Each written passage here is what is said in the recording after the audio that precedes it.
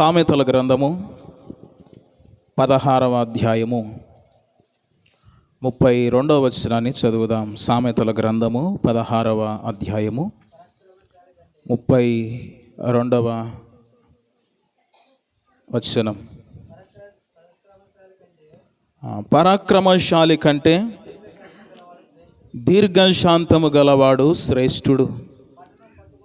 పట్టణమును పట్టుకొను వాని కంటే తన మనసును స్వాధీనపరుచుకొనువాడు శ్రేష్ఠుడు. అలాగే సామెతల గ్రంథము 25వ అధ్యాయము 28వ వచనం చూడండి.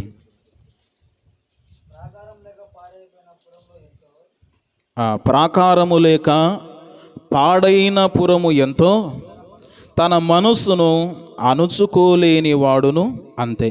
ప్రార్థన చేద్దాం, కలుమోయండి. మహాగణుడా, కన తండ్రి, మీకు స్తోత్రం. చదివిన లేఖన భాగాలు దీవించండి, మాతో మాట్లాడండి, మమ్మల్ని సరిచేయండి, మమ్మల్ని సరిదిద్దండి. నాలో మాలో ఏ లోపాలు ఉన్నాయో మీరు ఎరిగిన దేవుడు. ఈ లోకములోనైనా మాలో ఉండే లోపాలు ఎవరూ చెప్పలేరు. కొన్ని నిజాలుంటాయి, కొన్ని అబద్ధాలు ఉంటాయి.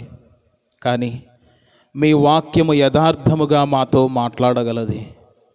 అందరినీ న్యాయముగా తీర్పు తీర్చగలది మీ వాక్యం. మాలో ఏ లోపముందో, మాలో ఏవి కొరత ఉన్నాయో, మాకు ఏవి అవసరమో ఆ మాటల ద్వారా మీరే మాతో మాట్లాడాలని, మీరే మహిమ పొందాలని, సంఘానికిని సమాజమునకును దేవా అందరికీ అర్థమగులాగున మీరు బోధించి మహిమ పొందాలని మాట్లాడే యేసు ప్రభునామములో ప్రార్థించి వేడుకుంటున్నాము తండ్రి, ఆమేన్. మంచిది ప్రియులారా, చదివిన లేఖన భాగాన్ని 2 లేఖన భాగాలు మనం చదివాం. వాటి విషయమై మనము ఆలోచన చేస్తే కొన్ని మనకు అర్థమవుతాయి. ఏమిటి అని ఆలోచన చేస్తే, సామెతల గ్రంథము 16వ అధ్యాయములో మనము చదివిన లేఖన భాగాన్ని మరొకసారి చదువుదాం. 16:32. పరాక్రమశాలి కంటే దీర్ఘశాంతము గలవాడు శ్రేష్ఠుడు. పట్టణమును పట్టుకొను వాని కంటే తన మనసును స్వాధీనపరుచుకొనువాడు శ్రేష్ఠుడు. ప్రియ దేవుని బిడ్డలారా, మన స్వాధీనములో ఉండాల్సినవి కొన్ని ఉన్నాయండి.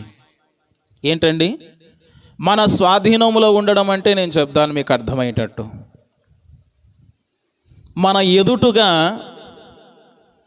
వెళ్తూ ఉన్నాం, దారిలో వెళ్ళే సమయాన ముళ్ళ కంపడ్డం వచ్చింది. అప్పుడు ఏం చేస్తాం? మనము దానిలోనికి వెళ్ళకుండా మనల్ని మనము స్వాధీనపరుచుకుంటాం.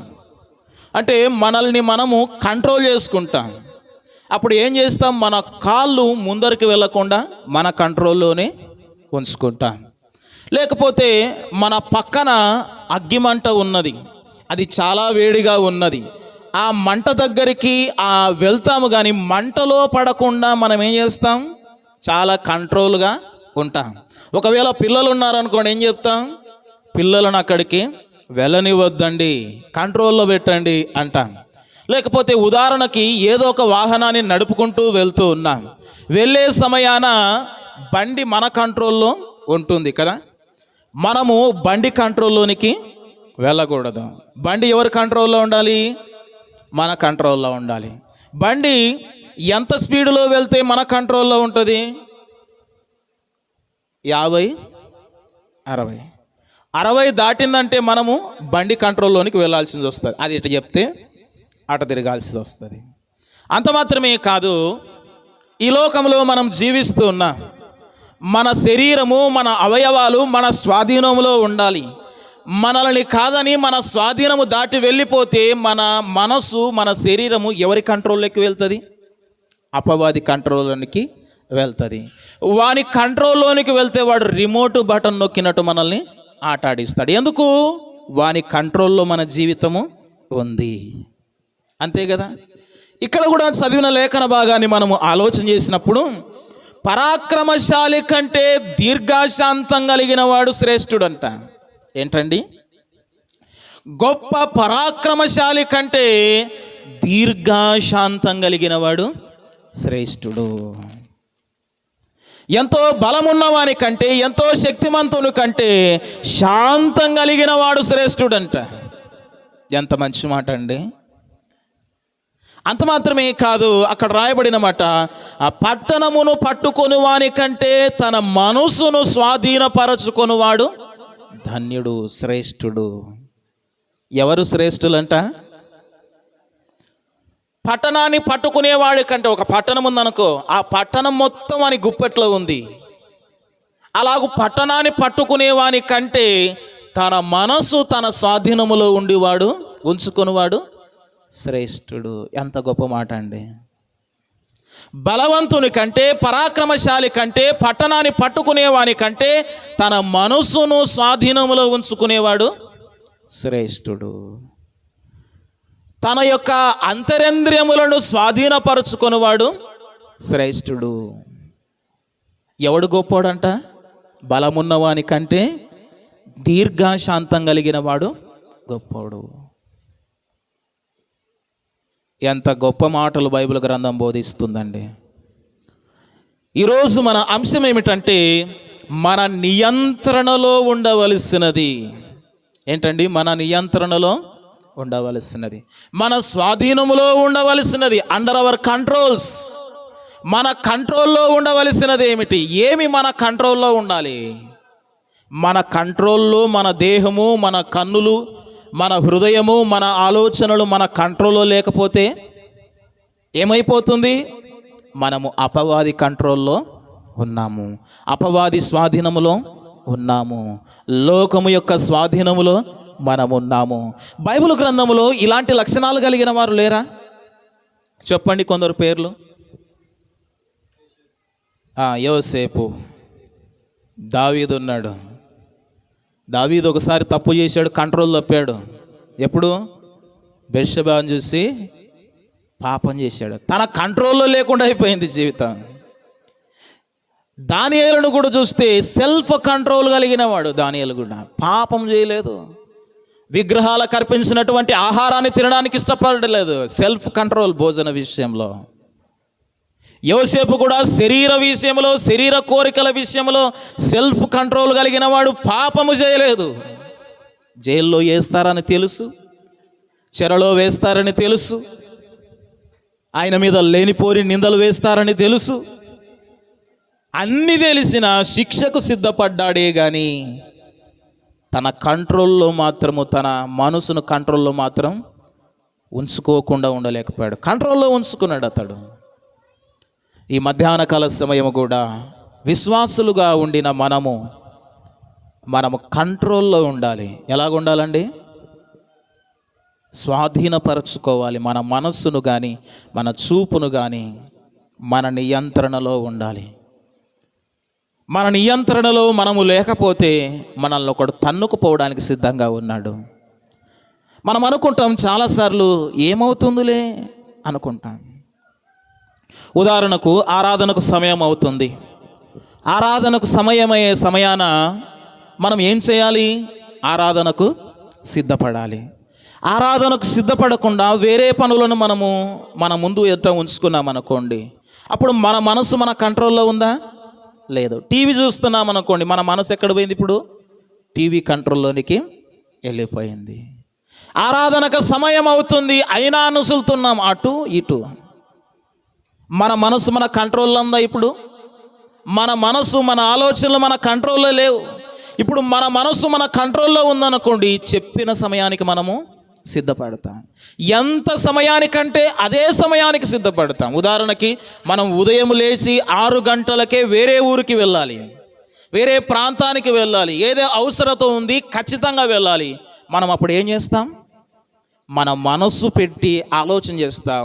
రాత్రి నిద్రపోతే ఎంతకు మెలకు వస్తుంది? 6 కంటే ముందుగానే ఆటోమేటిక్గా మెలకు వస్తుంది. ఎందుకు?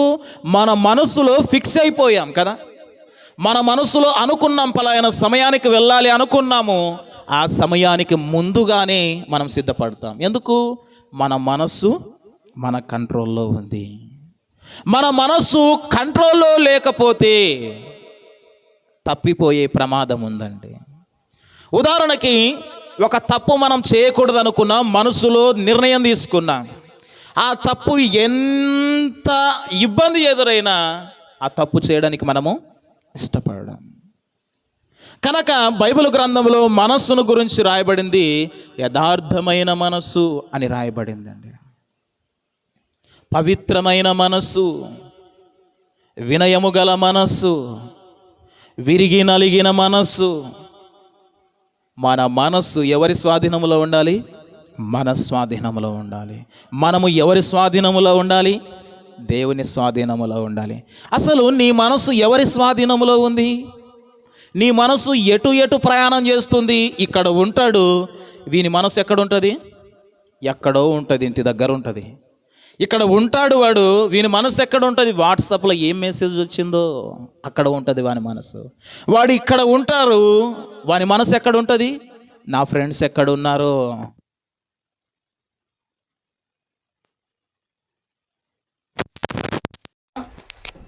వాని మనసు ఎక్కడ ఉంటుంది? బయట తిరుగుతుంటది. బయట ఏం జరుగుతుందో, వాళ్ళు ఏం జరుగుతుందో, మా అమ్మ ఏం చేస్తుందో, మా నాన్న ఏం చేస్తున్నాడో, ఇలాగ వాని మనసు తిరుగుతుందండి. కానీ మన మనస్సు మన స్వాధీనంలో ఉంచుకోవాలి. పరాక్రమము గల బలాఢ్యుని కంటే దీర్ఘశాంతం కలిగిన వాడు శ్రేష్ఠుడు. అంత మాత్రమే కాదు, మనం చదివిన లేఖన భాగాన్ని చూస్తే అక్కడ రాయబడిన మాట, పట్టణమును పట్టుకొని వారి కంటే తన మనస్సును స్వాధీనంలో ఉంచుకొని వాడు శ్రేష్ఠుడు. స్వాధీనంలో ఉంచుకోవాలి. అండర్ అవర్ కంట్రోల్లో ఉండాలి మన మనస్సు.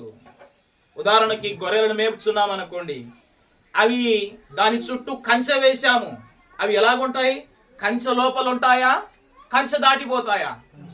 కంచె లోపల ఉంటాయి. ఒకవేళ కంచె దాటిపోయిందంటే కుక్కలకో, నక్కలకో, తోడేళ్లకో బలి అయిపోయే ప్రమాదం ఉంది. అందుకే ఇందాక మనం చదివాం కదా, చూడండి 25వ అధ్యాయము సామెతల గ్రంథము 28వ వచనము చూడండి. ప్రాకారము లేక పాడైన పురము ఎంతో తన మనసును అణుచుకోలేని వాడు అంతే. ప్రాకారము లేని పురం ఏంట? పాడైపోతుంది కదా. ప్రాకారాలు లేవనుకోండి, ఇంతకుముందు చుట్టూ గోడలు కట్టించేవారు. చుట్టూ గోడ కట్టించామనుకోండి, ఏముంటది? సేఫ్టీగా ఉంటుంది. ఉదాహరణకు మనకు ఇల్లు ఉందనుకోండి, ఇంటి చుట్టూ ఏం చేస్తాం మనము? ప్రాకారం కట్టిస్తాం, కాంపౌండ్ కట్టిస్తాం కదా, గోడలు కట్టిస్తాం. ఎందుకు? పాడు కాకుండా. కోళ్ళు వస్తాయో, కుక్కలు వస్తాయో, ఇంకోటి వస్తాయో, దొంగలు వస్తారో, ఎవరు వస్తారో తెలియదు. అది ఉంటే ఒక సేఫ్టీ. అలాగూ ప్రాకారము లేకపోతే ఇల్లు పాడైపోతుంది, ప్రాకారము లేకపోతే పట్టణం పాడైపోతుంది. అలాగే ప్రాకారము లేకుండా పాడైపోయిన వాడు ఎతనో, అలాగే తన మనస్సును అణుచుకోలేని వాడు కూడా పాడైపోతాడు. తన మనస్సును అణుచుకోలేక ఉండేవాడు పాడైపోతాడంట. కనుక మనం ఏం చేయాలి? ఏదైనా సమస్య ఎదురైనప్పుడు, ఏదైనా ఇబ్బంది ఎదురైనప్పుడు, ఏదైనా గొడవ ఎదురైనప్పుడు మనం ఏం చేయాలి? మన మనస్సును అణుచుకోవాలి. ఏం చేయాలి? మన మనస్సును అణుచుకోవాలి. రేగి పడకూడదు. మనం అనుకుంటాం మనకు స్వేచ్ఛ కావాలనుకుంటాం. ప్రాకారం లేకపోతే స్వేచ్ఛ ఉంటుంది, చుట్టూ కాంపౌండ్ లేకపోతే, చుట్టూ కంచె లేకపోతే బాగుంటుంది అనుకుంటాం. అది లేకపోతే ఏమవుతుంది? పాడైపోతాం. వినండి ఒక మాట. తాబేలు ఉంటుంది కదా, చూశారు కదా తాబేలు. తాబేలు పైన ఏముంటుందండి? ఒక గట్టి బలమైనది, దానికి ఒక ఏమంటారు, ఒక పుర్రెలా. దాని చుట్టూ మొత్తం చాలా బలంగా ఉంటుంది. అది రాయేసిన పగలదు. అది అంత బలంగా ఉంటుంది. దానికి బలం ఏంటంటే అదే. అది అనుకోవచ్చు, బహుశా నాకు ఇది చాలా ఇబ్బందిగా అయిపోయింది, ఈ చొక్కా నేను విప్పేస్తాను అనుకుంటే దాని శరీరం మొత్తం మెత్తనిది. ఎవడైనా దాడి చేస్తే దాని మీద వెంటనే చచ్చిపోతుంది. ఉదాహరణకి ఒక రాయి దాని మీద వేసామనుకోండి, ఏమీ కాదు. దాన్ని ఏం చేశారు తెలుసా? పాతకాలంలో బుడ్డోలు గీరుకోవడానికి వెళ్ళేవారు కదా. బుడ్డల పరిగె ఏరుకోవడానికి ఏం చేస్తారు? తాబేలు యొక్క బొచ్చ తీసుకొని వాడేవారు. అంత బలమైనది దాన్ని. మనం కూడా ఏమనుకుంటాం? స్వేచ్ఛ కావాలనుకుంటాం. స్వేచ్ఛగా ఉంటే, అడ్డు అదుపు లేకుంటే, కంచె లేకుంటే నన్ను ఎవడు పట్టించుకోడు, నాకు చెప్పేవాడు ఎవడు ఉండడు అనుకుంటాం. కాదు కదండి, మనము కంచెలో ఉండాలి. ఎక్కడ ఉండాలా? కంచెలో ఉండాలి. మనము సంఘములో ఉండాలి. ప్రాకారం లేకపోతే ఏమైపోతుంది? ఆ పట్టణము పాడైపోతుంది. ఎవడైనా ఒకని భయం లేకపోతే ఆ కుటుంబము పాడైపోతుంది. ఇంటి పెద్ద భయం లేకపోతే కుటుంబము పాడైపోతుంది. అలాగే తన మనస్సును అణుచుకోలేకుండా బ్రతుకుతే వాడు కూడా పాడైపోతాడు. కనుక ప్రియులారా, కొన్ని సందర్భాలలో మనము ఎమోషన్స్ను కంట్రోల్ చేసుకోవాలి. ఏం చేయాలండి? కోపాన్ని కూడా అణుచుకోవాలని బైబిల్లో రాయబడింది. చూద్దాం, ఈ మధ్యాహ్న కాల సమయంలో మన నియంత్రణలో ఉండవలసింది ఏంటంటే, మొట్టమొదటగా మన మనస్సు మన స్వాధీనములో ఉండాలి. మన మనస్సు ఎక్కడ ఉండాలి? మన స్వాధీనములో ఉండాలి. పాపం చేయకూడదు, లోకములోనికి వెళ్ళకూడదు, లోకాశల మీద ఉండకూడదు. మన మనస్సును కంట్రోల్లో పెట్టుకోవాలి వాక్యాన్ని పాటించడానికి. దానియేలు కంట్రోల్లో పెట్టుకున్నాడా లేదా? మనస్సు కంట్రోల్లో పెట్టుకున్నాడండి, పాపాన్ని జయించాడు. యోసేపు మనస్సును కంట్రోల్లో పెట్టుకున్నాడా లేదా? కంట్రోల్లో పెట్టుకున్నాడా లేదా? కంట్రోల్లో ఉంచుకున్నాడు. తన నియంత్రణలో ఉంచుకున్నాడు. తన మనస్సును అణుచుకోవడం అంటే ఏమిటి? బలహీనంగా ఉండిన మనస్సును బలపరచుకోవాలి. కొన్ని సందర్భాలలో ప్రార్థన చేసే సమయాన ఒక ఆయన ప్రార్థన చేసేటప్పుడు ఆ యొక్క ఏకాగ్రత తప్పుతుందని చెప్పేసి ఏం చేసేవాడంటే గుండుసూదులు పెట్టుకునేవాడంట పక్కన, మనసును కంట్రోల్ చేసుకోవడానికి. నిజంగా మనస్సు మన కంట్రోల్లో లేకపోతే, మనస్సు మన స్వాధీనములో లేకపోతే, మన మనస్సును అణుచుకోనలేకపోతే అది ద్రోహమైన కార్యాలను చేస్తుంది. దాని పర్యాయస్థానం ఎంత భయంకరంగా ఉంటుందో మనం ఊహించలేము ప్రియులారా. కనుక ఈ మధ్యాహ్న కాల సమయము వచ్చిన మనం అందరం కూడా నేర్చుకోవాల్సిన పాఠం ఏమిటంటే, మన మనస్సును మన స్వాధీనంలో చూసుకోవాలి. ఇక్కడ వాక్యాన్ని బాగా విని బయటకు వెళ్ళిన తర్వాత మన మనసు మన కంట్రోల్లో లేకపోతే కంట్రోల్ చేసుకోవాలి. వెళ్తేనే టీవీ వైపు మన మనసు వెళ్తుంది. ఏం చేయాలి అప్పుడు? అణుచుకోవాలి, టీవీ చూడకూడదని. అంత మాత్రమే కాదు ప్రియ దేవుని బిడ్డలారా, దేవుని గ్రంథంలో మనం చూద్దాం చూడండి, మన నియంత్రణలో ఉండవలసినది ఏమిటి. రెండవదిగా మనం చూద్దాం చూడండి, యెషయా గ్రంథము 56వ అధ్యాయము 2వ వచనము చూడండి. యెషయా గ్రంథము 56వ అధ్యాయము 2వ వచనం. నేను నియమించిన విశ్రాంతి దినమును అపవిత్రపరచుకుండా దానిని అనుసరించుచు. ఇక్కడ చూడండి, అండర్లైన్ చేసుకోండి. ఇక్కడ ఏ కీడు చేయకుండా తన చేతిని బిగబట్టువాడు ధన్యుడు. ఈ మాట అండర్లైన్ చేసుకోండి. మన చేతులను ఏం చేయాలంట? కీడు చేయకుండా బిగబట్టుకోవాలి. అంటే మన చేతులు మన నియంత్రణలో ఉండాలి. మనము చేతుల ద్వారా ఏం చేస్తున్నాం, ఏ పాపము చేస్తున్నాం, మన చేతులు మన నియంత్రణలో ఉండాలి. ఒక ఆయన అన్నాడంట, సేవకుని కనిపించాడంట. కనిపించి, ఏమయ్యా బీడి తాగుతున్నావు అంటే ఆయన అన్నాడంట, నేను బాప్తీసం తీసుకునే సమయాన నా దేహమంతా మునిగిది, కానీ 2 ఏళ్ళు మాత్రమే బయటకు తీశాను, ఈ 2 ఏళ్ళకు బాప్తీసం లేదు, తాగుతా అన్నాడంట. చేతులు బిగబట్టుకోవాలి పాపం చేయకుండా. బైబిల్లో రాయబడిన మాట, మనకు అవసరమైన మాట మనం చదివాము. ఏ కీడు చేయకుండా తన చేతిని బిగబట్టువాడు ధన్యుడు. చేతిని బిగబట్టువాడు ధన్యుడు. పాపము చేయకుండా చేతిని బిగబట్టువాడు ఎలాంటి వాడు? ధన్యుడు. మన కంట్రోల్లో ఉండవలసినవి చాలా ఉన్నాయండి. కొన్ని సందర్భాలలో ఇంట్లో ఏదో సమస్య జరిగింది, లేకపోతే భార్యాభర్తలో గొడవ పడ్డారు, ఇంకొకటో జరిగింది. భర్త భార్యను కొట్టడానికి వెళ్ళకుండా చేతిని కంట్రోల్లో పెట్టుకోవాలి. కీడు చేయకుండా చేతిని ఏం చేయాలి? బిగబట్టుకోవాలి. మన చెయ్యి పాపము చేయడానికి వీల్లేదండి.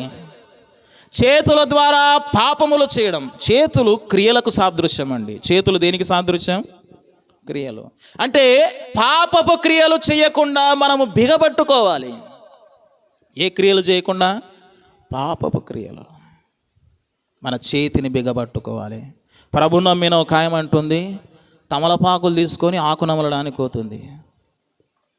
ఏమ్మా ఆకు, దేవుని నమ్ముకున్నావు కదా, బలలో చేవేస్తావు, ఆదివారం ప్రార్థనకు పోతావు, ఆకు నములుతున్నావు, సున్నము అంటే ఎప్పుడో ఫంక్షన్కి వెళ్ళి అంటుంది. ఏదో పండగ వచ్చినప్పుడు, లేకపోతే ఇలాంటివి చెప్తుంటారు. కానీ పాపం చేయకుండా మన చేతిని బిగబట్టుకోవాలి, నియంత్రణలో ఉండాలి, అండర్ అవర్ కంట్రోల్స్లో ఉండాలి. ఏమేమి? మనస్సు ఒకటి. ఏమి మన కంట్రోల్లో ఉండాలి? మనస్సు. రెండవది, మన చేతులు కీడు చేయకుండా, పాపం చేయకుండా మన చేతులు ఎక్కడుండాలా? మన కంట్రోల్లో ఉండాలి. మన మనస్సును కాదని, మనని కాదని మన చేతులు కీడు చేయడానికి వెళ్ళావంటే ఎవరి స్వాధీనంలో ఉన్నట్టు? అది సాతాను స్వాధీనంలో ఉన్నట్టు. కనుక ప్రియులారా, మన కంట్రోల్లో మన దేహం ఉందా లేదా పరీక్ష చేసుకోవాలి. అవునా? ఇప్పుడు ఒక జంతువు ఉందనుకోండి, జంతువు మేకనే మేత మేయడానికి వెళ్ళింది. మేత మేస్తూ ఉంది. తన కాళ్ళు తన కంట్రోల్లో ఉండాలి కదా. పక్కన బావి ఉంది, బావి చుట్టూ మేత ఉంది. మేత మేస్తున్నటువంటి ఆ మేక తన చేతులు, కాళ్ళు, తన కన్నులు కంట్రోల్లో లేకపోతే ఎక్కడ పడుతుంది? బావిలో పడుతుంది కదా.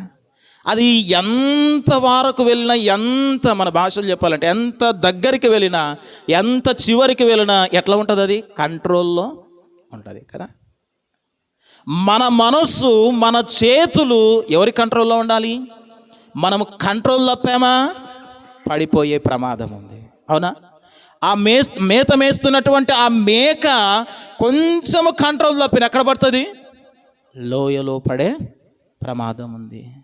దేవుని సన్నిధిలో ఉండిన నీవు, దేవుని సంఘములో ఉండిన నీవు, నీ మనస్సు, నీ చేతులు నీ కంట్రోల్లో లేకుండా, వాక్యానుసారమైన జీవితము లేకుండా, ఆ కంచె వేసినటువంటి సంఘములో నువ్వు లేకుండా, ఆజ్ఞల ప్రకారంగా నీవు ఉండకపోతే పడిపోయే ప్రమాదం ఉంది. మానవునికి, విశ్వాసికి కంచె ఏది? ప్రాకారం ఏది? వాక్యమే, ఆజ్ఞలే. ఏంటండి? వాక్యము, ఆజ్ఞలు, సంఘమే. ఇవి దాటిపోతే ఏముంది? పడిపోతాం లోయలు అంతే. ఎక్కడ పడిపోయేది తెలియదు. మనం పడిపోయి ఉన్నామా అనేది కూడా గ్రహించలేమంట. అందుకే ఒక మాట రాయబడింది, ఎవడన్నా నిలుచున్నానని చెప్పుకునేవాడు తాను పడిపోకుండా జాగ్రత్తగా చూసుకోవాలంట. నిలుచున్నామని చెప్పుకునేవాడు ఎలాగ ఉండాలంట? కొందరిని భ్రమపరుస్తుంది ఆత్మ. ఏం చేస్తారే, నీకు బాగానే ఉన్నావు లేరా, ప్రార్థన చేసుకుంటున్నావు, అంత బాగానే ఉంది భక్తి జీవితం అని ఏం చేస్తుంది అపవాది? భ్రమపరుస్తాడు. కానీ మన కంట్రోల్లో ఏముండాలి చెప్పండి? ఒకటి, మన మనస్సు మన కంట్రోల్లో ఉండాలి. రెండవది, మన చేతులు ఏం చేయకుండా? పాపం చేయకుండా, కీడు చేయకుండా మన చేతులు మన కంట్రోల్లో ఉండాలి. మూడవది చూద్దాం, చూడండి. మన నియంత్రణలో ఉండవలసినది ఏమిటి అని ఆలోచన చేస్తే యోబు గ్రంథము 31వ అధ్యాయం 1వ వచనం చూడండి. నేను నా కన్నులతో నిబంధన చేసుకొంటిని, కన్యకను నేను ఎలాగూ చూతుదును. పిల్లలు ఇక్కడ చూడండి, మూడో విషయం ఏమిటంటే మన నియంత్రణలో ఉండవలసినది మన కన్నులు. మూడవది ఏంటి చెప్పండి అమ్మా, చెప్పండి ఏంటి మన నియంత్రణలో ఉండవలసింది? మన కన్నులు. కొన్ని సందర్భాల్లో మన కన్నులు మన నియంత్రణలో ఉండవు. ఏం చేస్తాయి? నిద్రపోతాయి. ఏం చేస్తావండి? మన కంట్రోల్లో ఉంటాయా? ఉంటాయండి. విశ్వాసిని భాగ్యమెంతో గొప్పదో ఎరిగితివా, యేసు ప్రభువు విమోచించిన నిన్ను పోలిన వారెవరు. ఎందుకు పాడించానండి పాట? ఎందుకు పాడించాను? హుషారెక్తారని అంతే. మూడవది మన నియంత్రణలో ఉండవలసినది ఏంటంటే మన కన్నులు మన నియంత్రణలో ఉండాలి, మన కంట్రోల్లో ఉండాలి మన కన్నులు. అందుకే మనం ఇక్కడ చదివిన మాట చూస్తే ఏమని రాయబడింది చదవండి. నేను నా కన్నులకు నిబంధన చేసుకుంటుని, కన్యకను నేను ఎలాగూ చూచేదాను. మన కన్నులకు నిబంధన చేసుకోవాలంట. ఏం చేసుకోవాలి? నిబంధన. పాపము చూడకూడదు అని. ఏ నిబంధన చేసుకోవాలండి? పాపం చూడకూడదని. మరి మన కన్నులకు నిబంధన చేసుకున్నామా? చేసుకున్నారా? ఎంతమంది సినిమాలు చూసలేరు చెప్పండి? నిబంధన ఉందని కన్నులకు, నిబంధన ఉందని కన్నులకు. పాపము చూడకుండా, పాపము చేయకుండా మన కన్నులకు ఏం చేసుకోవాలంట? నిబంధన చేసుకోవాలి. లోకములో ఉండినవాడు, పాపములో ఉండినవాడు, ప్రభుని ఎరగని వాడు, వాని కన్నులకు నిబంధన లేదు. వానికి ఇష్టానుసారంగా బ్రతుకుతాడు. వాడు ఏమైనా చూస్తాడు, ఏమైనా తాగుతాడు, ఏమైనా తింటాడు, ఎట్టయినా ప్రవర్తిస్తాడు. కానీ ప్రభుని ఎరిగిన మనము మన కన్నులకు ఏం చేయాలా? నిబంధన చేసుకోవాలి, పాపము చూడకుండా. ఇంకంత మాత్రమే కాదు, 119వ కీర్తన చూడండి. 119వ కీర్తన 37వ వచనం చూడండి. వ్యర్థమైన వాటిని చూడకుండా నా కన్నులను త్రిప్పివేయము. ప్రియ దేవుని బిడ్డలారా, ఇక్కడ మనం చూస్తున్నాం, మన చూపు వ్యర్థమైన వాటి వైపు ఉండకూడదు. వింటున్నారా? మన చూపు ఎక్కడ ఉండకూడదు? చెప్పాలి చివరిలో ఉండిన వాళ్ళు. మన చూపు ఎక్కడ ఉండకూడదు? వ్యర్థమైన వాటి వైపు. కొందరు వ్యర్థమైన వాటి మీదే చూపు ఉంటుంది, అవసరమైన వాటి మీద చూపు ఉండదు. పనికి మాలిన విషయాల మీదనే చూపు ఉంటుంది, పనికొచ్చే విషయాల మీద చూపు ఉండదు. మన చూపు ఎక్కడ? వ్యర్థమైన వాటి వైపు ఉండకూడదు. ప్రియ దేవుని బిడ్డలారా, వ్యర్థమైనవి చూడకుండా నా కనులను త్రిప్పుము అంటున్నాడు కీర్తనకారుడు. కానీ మన కన్నులకు ఏముంది? స్వేచ్ఛ ఉంది కదా అని ఏం చేస్తున్నాం? ఏమంటే ఏమి చూస్తున్నాం, ఏమంటే ఏమి చేస్తున్నాం. వ్యర్థమైన వాటిని చూడకుండా ఉండలేకున్నాం. ఇప్పుడు ఉదాహరణకి మన కుటుంబానికి, మన సంసారానికి అవసరం లేనిది ఉంటుంది, కానీ మన చూపు ఎక్కడ ఉంటుంది? దాని మీదనే ఉంటుంది. ఆ ఫ్రిడ్జ్ కొనాలా? మన చూపు ఎక్కడ? అవసరం లేదు, అయినా మన చూపు దాని మీదనే ఉంటుంది. అంత మాత్రమే కాదు, మన చూపు మన కంట్రోల్లో ఉండాలి. మొట్టమొదట మానవునికి ఆశలు కలిగేది ఎక్కడ చెప్పండి? కన్నే, చూపే కదా. నీ దేహానికి కన్నే దీపం అని బైబిల్ గ్రంథంలో రాయబడి. ఈ దేహానికి దీపం ఏంటి? కన్నే. ఆదామవులు ఏం చేశారు? ఆ పండు చూడడానికి ఎట్లా కనపడింది? రమ్యముగా, మధురంగా, చాలా అందంగా కనబడింది. వారిని మోసం చేసింది ఏమిటి? వారి చూపే కదా. వారి కన్నులకు నిబంధన చేసుకోలేదు. అప్పుడు పాపం వైపు చూడకూడదురా అని వారి కన్నులకు నిబంధన చేసుకోలేని కారణాన్ని బట్టి, వారి కన్నులను కంట్రోల్ చేసుకోలేని కారణాన్ని బట్టి ఆ యొక్క పండు ఎట్లా కనపడింది? వారికి మధురంగా, రమ్యంగా, అందంగా కనపడింది. ప్రియ దేవుని బిడ్డలారా, వినండి వినండి వినండి. మన కన్నులను మన కంట్రోల్లో ఉంచుకొనకపోతే మన కన్నులు దేన్నైనా చేస్తాయండి. కన్నుల ద్వారా ఆశ కలుగుతుంది, దురాశ కలుగుతుంది, పాపానికి ప్రేరేపించబడతాం. దావీదు పాపములో పడిపోవడానికి ప్రధాన కారణం ఏమిటి? చూపే. ఏమి కారణమండి? చూపే. చూపు చాలా జాగ్రత్తగా ఉండాలి. ఎలాగో చూడాలి? చూద్దాం. చూడండి బైబిల్ గ్రంథంలో సామెతల గ్రంథం 4వ అధ్యాయం 25వ వచనం చూడండి. ఎలాంటి చూపు? 4వ అధ్యాయము 25వ వచనం చూడండి. నీ కనులు ఇటు అటు చూడక సరిగాను, నీ కనురెప్పలు నీ ముందర సూటిగాను చూడవలెను. ఎట్టుండాలంటే నీ కనులు అటు ఇటు చూడవలెను. ఇప్పుడు లోకం అంటుంది ఏం చూపులు అవి? కొంటె చూపులు అంట. ఏం చూపులు? పాపపు చూపులు అవి. లోకం చూసే చూపులు పాపపు చూపులు. చక్కగా నడుచుకుంటూ పోతుంది, ఏమి వెనక్కి వెళ్ళిట చూస్తుంది. ఏం చూపిది? పాపపు చూపిది. నీ కనులు అటు ఇటు చూడొద్దు. నీ కనులు సూటిగాను స్పష్టంగాను చూడాలి. నీ కనులు అటు ఇటు చూడ్డానికి లేదు.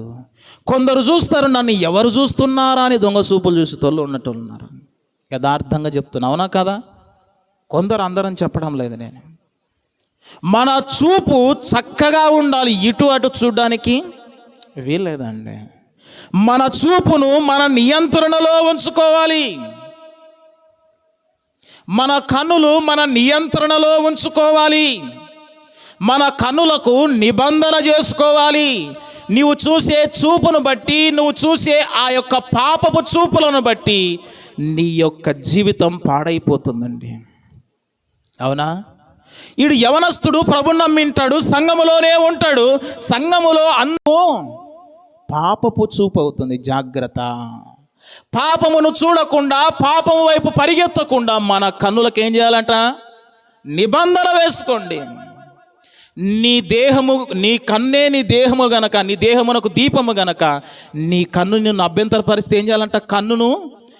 కన్ను ఉంచుకోవడం కంటే కన్ను లేకుండా పరలోకం వెళ్ళుట శ్రేష్టమని బైబిల్ గ్రంథం రాయబడింది. ఇప్పుడు చెప్పండి, మన దేహములో ఉండే ప్రతి అవయవాన్ని ఎక్కడ ఉంచుకోవాలి? మన కంట్రోల్లో ఉంచుకోవాలి. చూపు మన కంట్రోల్లో ఉంచుకోవాలి. మనసు మన కంట్రోల్లో ఉంచుకోవాలి. చేతులు మన కంట్రోల్లో ఉంచుకోవాలి. ఉదాహరణకు ఫ్యాన్ తిరుగుతుంది, ఆ ఫ్యాన్లో మనం వేలు పెడతామా? ఏం చేస్తాం? పెట్టకుండా కంట్రోల్లో ఉంచుకుంటాం కదా. ఎందుకు? ఏళ్ళు కట్ అయిపోతాయి. ఇంటర్లో హాస్టల్లో చదివేటప్పుడు డబల్ కాట్ బెడ్రూమ్స్ ఇచ్చారు మాకు. పైన ఫ్యాన్లు ఉండేవి. నిద్ర మొబ్బున పైకి లేపాము వచ్చేయి మొబ్బు వదులుతుండే. మన కంట్రోల్లో లేకపోతే జాగ్రత్త. మనసు కంట్రోల్లో ఉండాలి, ఆలోచనలు కంట్రోల్లో ఉండాలి. పాపము చేయకుండా, కీడు చేయకుండా చేతులు మన కంట్రోల్లో ఉండాలి. తర్వాత కన్నులు మన కంట్రోల్లో ఉండాలి. బైబిల్ గ్రంథంలో మత్తయి సువార్తలో ఒక మాట రాయబడింది చూపును గురించి. చూడండి, మత్తయి సువార్త 5వ అధ్యాయం 28ని చూడండి. 28, 29. నేను మీతో చెప్పున్నదేమనగా, ఒక స్త్రీని మోహ చూపుతో చూచువాడు అప్పుడే తన హృదయమందు. ప్రియులారా వినండి, మన చూపు మన హృదయాన్ని చెడగొడుతుందండి. చూపు ఏం చేస్తుంది? హృదయాన్ని కలుషితం చేస్తుంది. కనుక నీ చూపు జాగ్రత్త. నీ పాపపు కనులు ఎలాగున్నాయి? సౌలు దావీదు మీద ఎలాంటి చూపు చూపాడు? విషపు చూపు. ఎదుటి వ్యక్తి కనపడితే ఆమె పట్ల నీ చూపు ఎలాగుంది? అతని పట్ల నీ చూపు ఎలాగుంది? విషపు చూపు అంట. ఏ చూపు అది? నాగుపాము లాంటి చూపు అది. విషం ఎక్కడ ఉంటుంది? నాగుపాములో ఉంటుంది. కనుక ప్రియులారా, మన చూపు పవిత్రమైనదై ఉండాలి. శత్రువును చూసేటప్పుడైనా, వ్యక్తులను చూసేటప్పుడైనా మన కన్నులకు ఏముండాలి? నిబంధన చేసుకోవాలి. మన కన్నులలో కరుణ కనపడాలి, మన కన్నులలో ప్రేమ కనపడాలి, మన కన్నులలో మంచితనం కనపడాలి. కన్నులలో ఏం కనపడుతుంది? నీ కంటిలో. నీ కన్నులు చెడిపోయాయో బహుశా. దూలం ఉందేమో నీ కంటిలో, సరిగా కనపడడం లేదు బహుశా. మన కంటిలో దూలం పెట్టుకొని ఎదుటివాని కంటిలో నలుసులు ఇవ్వాలంటే అవుతుందే? మన కంటిలో ఇంతలా కట్టే ఉంది, ఎదుటోనికి ఇంత చిన్న నుసి పడింది. మన కంట్లోనే పెట్టుకొని మన కంట్లో ఉండేది కనపడుతుందే? అర్థమైందా? మన కన్నులు చాలా జాగ్రత్త అండి.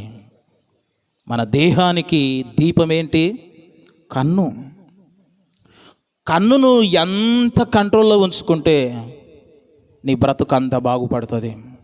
లేకపోతే నీ కన్నుల ద్వారా చూసేది క్రియలలోనికి వస్తుంది. మొదట కన్ను చూస్తుంది, చేతుల్లో పని జరుగుతుంది. అవునా కాదా? హృదయంలోనికి పోతుంది. రెండోది కన్నులు చూస్తుంది, తర్వాత హృదయము, మనస్సు, చెడు ఆలోచనలు, పనులు, పాపము. ఇదే కదా.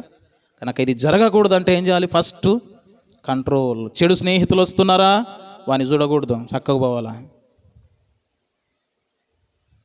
చెడు వ్యక్తులు వస్తున్నారా? మన మనసును కంట్రోల్లో ఉంచుకోవాలి. గతించిన పాపపు వైపు ఆలోచనలు ఉన్నాయా? మన మనసును మన కంట్రోల్లో పెట్టుకోవాలి. పాపం చేయడానికి మన చేతులు పరుగులు తీస్తున్నాయా? చేతులు ఏం చేయాలి? కంట్రోల్లో పెట్టుకోవాలి. మన కంట్రోల్లో మనం లేకపోతే జంతువే అంటారు. మనల్ని ఏమంటారు? జంతువులు కొన్నిసార్లు కంట్రోల్ తప్పుతాయి. అవునా? పశువులు కూడా కంట్రోల్ తప్పవు. ఇప్పుడు పశువులు లాంటి వారు కంట్రోల్ తప్పుతున్నారు. ముచ్చుమారి గ్రామంలో అదే జరిగింది. కంట్రోల్ తప్పారు, పశువుల కంటే హీనమైన వాళ్ళు. మన మనస్సు మన కంట్రోల్లో ఉండాలి, మన చూపు మన కంట్రోల్లో ఉండాలి, మన చేతులు పాపం చేయకుండా మన కంట్రోల్లో ఉండాలి. 3 విషయాలు చూసాం. 4వ విషయాన్ని చూద్దాం. చూడండి, 119వ కీర్తన. మన కంట్రోల్లో ఉండవలసింది ఏమిటి? మన నియంత్రణలో ఉండవలసినది ఏమిటి? 119వ కీర్తన 101వ వచనం చూడండి. మనందరికీ అవసరమైన సంగతులండి, జాగ్రత్తగా వినాలి. నేను నీ వాక్యమును అనుసరించినట్లు దుష్ట మార్గములో నుండి నా పాదములు తొలగించుకొనుచున్నాను. ఏమంటున్నాడు కీర్తనకారుడు? దుష్ట మార్గములో నుండి నా పాదములు తొలగించుకొనుచున్నాను, ఎందుకొరకు నీ వాక్యమును అనుసరించున్నట్లు. అంటే మన పాదములు దుష్ట మార్గములో నడవకుండా మన నియంత్రణలో ఉండాలి. చెప్పండి, మన నియంత్రణలో ఉండవలసినదేమిటి? మన పాదములు. ఏంటండి? మన దుష్ట మార్గములో నడవకుండా. బైబిల్లో రాయబడింది కదా, మొదటి కీర్తనలో ఏం రాయబడింది? దుష్టుల ఆలోచన చొప్పున నడవక, పాపుల మార్గమున నిలవక, అపహాసకులు కూర్చుండు చోటను కూర్చుండక. ఇప్పుడు ఆపుదాం కొద్దిసేపు. ఇప్పుడు పీర్ల పండుగ వస్తుంది. అది ఏ మార్గం? చెప్పండి, ఏ మార్గం అది? మంచి మార్గమా? దేవుని మార్గమా? పరిశుద్ధ మార్గమా? పరలోకానికి తీసుకుపోయే మార్గమా? ఏ మార్గం అది? పాపుల మార్గం, విశాల మార్గం. ఆ దుష్ట మార్గములో నడవకుండా నా పాదములను, ఏమంటున్నాడు? నా పాదములను తొలగించుకొని. కొందరు స్నేహితులు సరే పోదాం రా ఎగురుతుంటారు, చూద్దాం. మనం ఏం చేయాలి? పాదములను ఏం చేయాలి? కంట్రోల్లో వద్దురా. పాపులు నడిచే మార్గంలో మనము నడవద్దు. పాపస్తులుండే ఆ మార్గంలో మనము నడవద్దు. తామర పువ్వు ఎక్కడ ఉంటుంది చెప్పండి? బురదలో ఉంటుంది. కానీ బురద అంత ఉంటుంది, దానికి ఎంత అందంగా కనపడుతుందో. మనం కూడా లోకములో ఉన్నాము. లోక మాలిన్యం మనకు అంటకుండా ఎదగాలి భక్తి జీవితంలో. చాలామంది నా ఇంటోళ్ళు తొందర పెట్టిరి, మా ఇంట్లో వారు వద్దంటే పోదామని. నేనేం చేయలే, ఆడికి పోయి టెంకాయ కూడా కొట్టలే. నువ్వు కొట్టాల్సిన పని లేదు. ఆ మార్గంలో పోవద్దు, ఆ మార్గంలోనికి నువ్వు వెళ్ళొద్దు. ఒక యవనస్తుడు అంటున్నాడు, ఏం బ్రదర్ పెళ్ళి మొత్తానికి జరుగుతుంది, రాత్రి ఏమో జరిగిందంట. ఏం చేస్తావన్నా? చెప్తే కూడా ఇంలే, మిత్తు తీసినారు అంటున్నాడు. చెప్తే ఇంలే అన్నా. సరేలే, జరిగింది ఏదో జరిగిపోయింది, సరే చక్కగా చేసుకో పెళ్ళి, తర్వాత బాగుండని అని చెప్పాను. ఆ మార్గంలో మనము నడవద్దు. అర్థమవుతున్నాయి నా మాటలు? ఆ మార్గములో నడవకుండా మన పాదాలను తిప్పుకోవాలి. లోకస్తులు వెళ్ళే మార్గంలో మనం వెళ్ళొద్దు. దుష్ట మార్గములో మన పాదాలు నడవకుండా మన పాదాలను ఏం చేసుకోవాలి? కంట్రోల్లో పెట్టుకోవాలి. కొందరు ప్రభుని నమ్మింటారు, కందుర్లు చేసే ఉరుకుతారు. అవునా? మేము దేవుని నమ్మామండి, మా వాళ్ళు నమ్మలేదు, ఏదో దేవతను చేస్తున్నారు, ఎల్లమ్మని సుంకులమ్మని చేస్తున్నారు అంటారు. మనం వాటికి వెళ్ళకూడదు. ఎందుకు వెళ్ళకూడదు? ఇప్పుడు మాలలో ఉంటారు, అయ్యప్ప స్వామి మాలలో. వాళ్ళు ఎంత నిష్టగా ఉంటారు, ఎవరితో కలవరు, ఎవరితో ఉంటారు వాళ్ళు. మనం కూడా ఒక నిష్ట భక్తి జీవితం అంటే మనం ఎలాగ ఉండాలి? కంట్రోల్లో ఉండాలి. వాళ్ళంటే 40 రోజులే అండి, ఆడ గుండు కొట్టించుకోవడం ఆలస్యంలో, ఇంటికి వచ్చి ఎత్తడం ఆలస్యంలో. కానీ మనం అలా సత్యంత వరకు అని బైబిల్లో రాయబడింది. నా ప్రాణమున్నంత వరకు, నా ప్రాణమున్నంత వరకు, నీ మట్టిలో చేరే వరకు, నా ప్రాణమున్నంత వరకు, నీ మట్టిలో చేరే వరకు, ప్రేమించేదా యేసు రాజా, నిన్నే ప్రేమించేదన్, ఆరాధించేదా యేసు రాజా, నిన్నే ఆరాధించేదన్, ఆరాధించేదన్, ఆరాధించేదా, ఆరాధించేదా.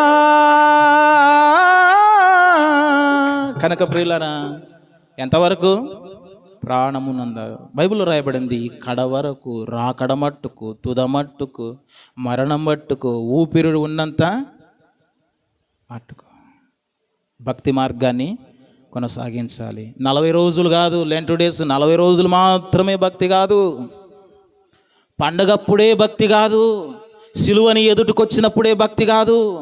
కొందరు సిలువ ఎదుటికొస్తే నీళ్లు చల్లి మనిషికి పీరుకు మొక్కినట్టు మొక్కుతున్నారు. చెప్పేటోడులే, జీతానికి పని చేసేటోళ్ళు వాళ్ళు, క్రమం నేర్పించరు, అయినా వాళ్ళకు అవే కావాలా, మోసపోతున్నారు. కనుక మన పాదములు పాపపు మార్గములో నడవకుండా, అక్కడ రాయబడిన మాట ఏమిటి? దుష్ట మార్గములో నడవకుండా, దుష్ట మార్గములో నుండి నా పాదములు తొలగించుకొనుచున్నాను. ఎందుకంట? దేవాని వాక్యము అనుసరించున్నట్లు. వాక్యాన్ని అనుసరించడానికి ఏం చేయాలా? దుష్ట మార్గములో నడవకుండా మన పాదాలు కంట్రోల్లో పెట్టుకోవాలి. కొందరు ఉరుకులాడుతుంటాడు పాపం చేయనిక, పాపము చేయడానికి పరుగులు తీస్తుంటాడు. వాడు ఎక్కడ దొరుకుతుంది ఉరుకులాట. పాపం చేయడానికి కాళ్ళు ఏంటండి? పాపం చేయడానికి ప్రార్థనకు స్పీడ్ రాదు అని కాళ్ళు, ప్రార్థనకు నడవడానికి హుషారుండడు వాడు. ప్రార్థన కంటే హుషారులే పదాలు, పాపం చేయడానికైతే హుషారు. ఎక్కడైనా పిక్నిక్ పోదామంటే కాళ్ళు బాగా స్పీడ్గా పనిచేస్తాయి. ప్రార్థన అయినసరికి జలుబు అన్న, చిన్న జలుబు కూడా రాకూడదు మనిషికి ప్రార్థనకు సాకు చెప్పనీకే. ఏమన్నా చుట్టాలు వచ్చారన్నా, బంధువులు వచ్చారన్నా, ఇంట్లో కార్యం ఉండిందన్నా, దేవుని కంటే గొప్పదండి. కానీ వేరే పని చెప్పండి, పిక్నిక్, పెళ్ళి, ఇంకో కార్యము, లేకపోతే ఎమ్మెల్యేనో ఎంపీనో ఎవడన్నా వస్తున్నాడు అనుకోండి, ఎవరైనా వస్తే ఏం చేస్తారు? పరుగులు తీస్తాయి పాదాలు కదా.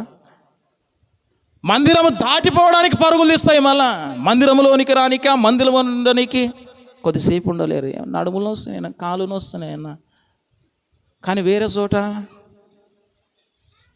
చోట నీ పాదాలు ముసలమ్మ ముచ్చట్లు చెప్తున్నారు అనుకోండి, అక్కడ ఊర్లో జరిగిన విషయాలు చెప్తున్నారు అనుకోండి, రాత్రి వరకు బో లేకుండా అయినా ఉంటారు.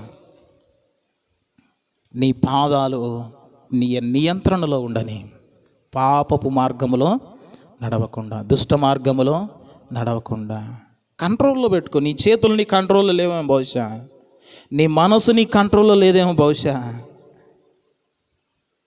నీ చూపు నీ కంట్రోల్లో లేదేమో బహుశా, నీ కాలు నీ కంట్రోల్లో లేవేమో. వాడిని ఏమంటారు?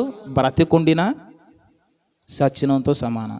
ఎవని కంట్రోల్లో? ఇప్పుడు స్పృహ లేనంతో వాని కంట్రోల్ అని బాడీ ఉండదు కదా. మందు తాగాడు అనుకోండి, వాని కంట్రోల్ అని బాడీ ఉంటుందా? ఉండదు. కోమాలో ఉన్నాడు అనుకోండి, వాని కంట్రోల్ అని బాడీ ఉంటుందా? మత్తు మందు ఎక్కిచ్చారనుకోండి, వాని కంట్రోల్ ఉంటుంది. వాని చేతులు కాళ్ళు ఏం జరుగుతుండేది తెలియదు వానికి కదా. కోమాలో ఉన్నావేమో భక్తి జీవితంలో బహుశా, స్పృహ లేకుండా ఉన్నామేమో బహుశా. నీ కనులు నీ కంట్రోల్లో లేవు, నీ చేతులు నీ కంట్రోల్లో లేవు, నీ మనస్సు నీ కంట్రోల్లో లేదు, నీ పాదాలు నీ కంట్రోల్లో లేవు, నీ నోరు నీ కంట్రోల్లో లేదు. ఎవరి కంట్రోల్లో ఉంది ఆలోచన చేయి ఒక్కసారి. బ్రతుకు ఎట్లా ఉంది ఆలోచన చేయి ఒక్కసారి. నీ అవయవాలన్నీ నీ కంట్రోల్లో ఉండాలి.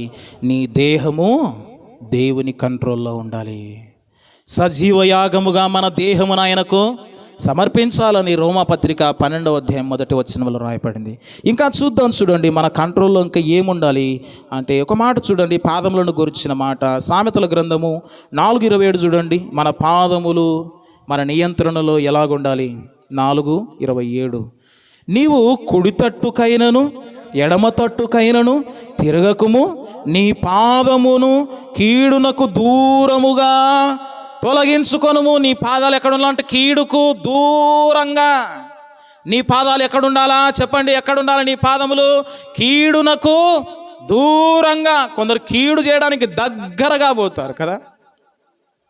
కీడుకు ఎట్లా ఉండాలి? నీ పాదాలు దూరంగా ఉండాలి.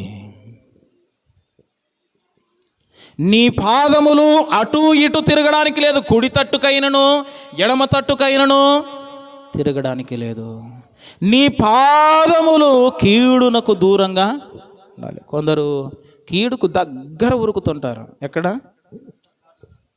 కీడునకు ఎక్కడ? దగ్గరికి పోతారు. ఉదాహరణకి మంటకు దగ్గర ప్లాస్టిక్ బిందె ఎంతసేపు ఉంటుంది? ముడుచుకొని పోతుంది, అంతే కదా. కీడుకు దగ్గర ఉన్నావు అనుకో, అది అగ్గి లాంటిది కీడు, పాపం అది. దానికి దగ్గర ఉన్నావు అనుకో, కీడు చేయడానికి పరుగులు తీస్తున్నావు అనుకో, నీ జీవితం కాలిపోతుంది. కనుక మన పాదాలు ఎట్లా ఉండాలి? మన కంట్రోల్లో. కొందరు ఆసక్తిగా చూస్తుంటారు, ఏమైనా గొడవ జరుగుతుంటే ఇట తొంగి చూస్తుంటారు ఆసక్తిగా. చెవులు మొత్తం ఇక్కడనే, కను ఒకవైపు ఉంటుంది, చెవులు కీడు. ఏంటికో మరి మనిషి కీడుకు దగ్గర. ఏం జరుగుతుంది? భక్తికి దగ్గరలా. కానీ బైబిల్ గ్రంథం చెప్తుంది, కీడు చేయడానికి నీ పాదములు దూరంగా పెట్టుకో. పాపానికి దూరంగా ఉండని నీ పాదములు, కీడునకు దూరంగా ఉండని. ఏవైనా కీడు విషయాలు జరుగుతున్నాయా, వాటి జోలు నువ్వు వెళ్ళొద్దు. దేవునికి దగ్గరైపో. నీ మనసు, నీ కనులు, నీ దేహము, నీ చేతులు, నీ పాదములు, నీ మనస్సు అన్నీ దేవునికి దగ్గరైపోని సమర్పించుకో ఆయనకు. ఎవరికి? దేవునికి. నీ దేహాన్ని సమర్పించుకో, నీ కన్నులను సమర్పించుకో, పవిత్రతనే చూస్తానని. నీ చేతులను ఆయనకు సమర్పించుకో, మంచి క్రియలే చేస్తానని. నీ కాళ్ళను ఆయనకు సమర్పించుకో, పాపం వైపు వెళ్ళనని. నీ మనసును ఆయనకు సమర్పించుకో, నీ మనసుతో ప్రభుని ఆరాధిస్తానని. ఇవన్నీ ఎవరిచ్చినవి? దేహంలో ఉండిన అవయవాలన్నీ ఎవరిచ్చారండి? దేవుడిచ్చాడు. దేవుని కొరకు వాడుతున్నావా? ఆలోచన చేయాలి. ఇంకో మాట చూడండి, 14వ అధ్యాయం 27వ వచనం, సామెతల గ్రంథం.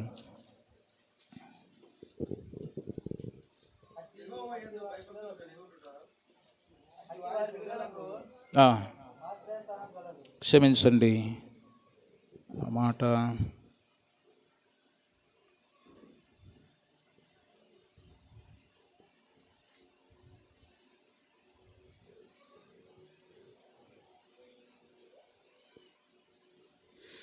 ఇట్లాంటి రిలేటెడ్ మాటని మనకు అక్కడ కనబడుతూ ఉంటుంది. సరే, మంచిది. ఎన్ని విషయాలు చూసాం ఇంతవరకు చెప్పండి మన కంట్రోల్లో ఉండవలసింది? చెప్పండి. 4 ఏమిటి మన కంట్రోల్లో ఉండాల్సింది? 1 ఏముండాలి మన కంట్రోల్లో? గట్టిగా చెప్పండి. మన మనస్సు. 2వది మన చేతులు మన నియంత్రణలో ఉండాలి. 3వది మన కన్నులు మన నియంత్రణలో ఉండాలి. 4వది మన పాదములు మన నియంత్రణలో ఉండాలి. 5వ విషయాన్ని చూద్దాం. చూడండి, మన నియంత్రణలో ఉండవలసినది ఏమిటి? సామెతల గ్రంథము 13వ అధ్యాయం 3వ వచనం చూడండి. తన నోరు కాచుకొనువాడు తన్ను కాపాడుకొనును, ఊరు కొనక మాటలాడువాడు తనకు నాశనమును తెచ్చుకొనును. ఇప్పుడు ఏం కంట్రోల్లో ఉండాలా? నోరు.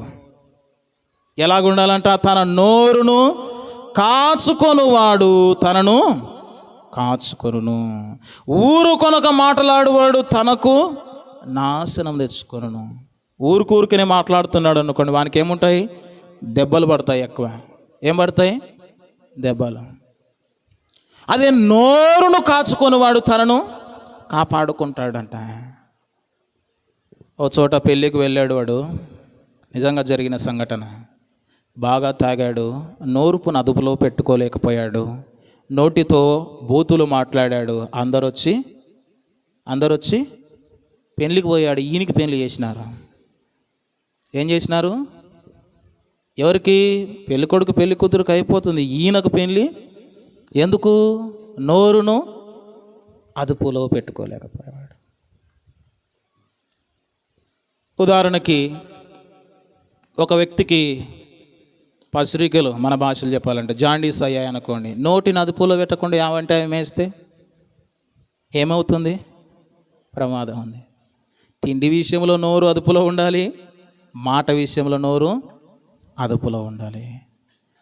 మన నోరును కాచుకొనలేకుండా ఏదంటే అది మాట్లాడామనుకోండి, ఏమవుతుంది? నష్టపోయే ప్రమాదం ఉంది. అందుకే బైబిల్ గ్రంథంలో కూడా ఒక మాట మనం చూస్తే 10వ అధ్యాయం 19వ వచనం చూడండి, సామెతల గ్రంథం. ఆ విస్తారమైన మాటలలో దోషముండక మానదు, తన పెదవులను మూసుకొనువాడు బుద్ధిమంతుడు. మూసుకొనకపోతే బుద్ధి లేనోడు. బుద్ధి లేదని ఎందుకు వస్తాయి మాటలు? ఊరికనే మాట్లాడుతుంటే. ఏం చేయాలంటే ఇక్కడ రాయబడిన మాట, విస్తారమైన మాటలలో దోషముండక మానదు. కొందరు ఎక్కువ మాట్లాడుతుంటారు, అందులో ఏముంటుంది? ఏ దాని గురించి మాట్లాడినా ఎక్కువ మాట్లాడితే అందులో ఏముంటుంది? దోషం ఉంటుంది. ప్రియులారా, విస్తారమైన మాటలు ఉండకూడదు. కొందరు గంటల తరబడి మాట్లాడతారు. ఎక్కువ మాట్లాడుతోనికి ఎక్కువ నిద్ర రాదు. ఏంటండి? ఇది గుర్తుపెట్టుకోండి. రాత్రి ఎక్కువ నిద్ర రాకుందన్న కారణం ఒకటే, ఎక్కువ మాట్లాడుతున్నాను. ఏం మాట్లాడుతున్నావు? ఎక్కువ. ఏమి లేని ఇస్తరాకేమంట?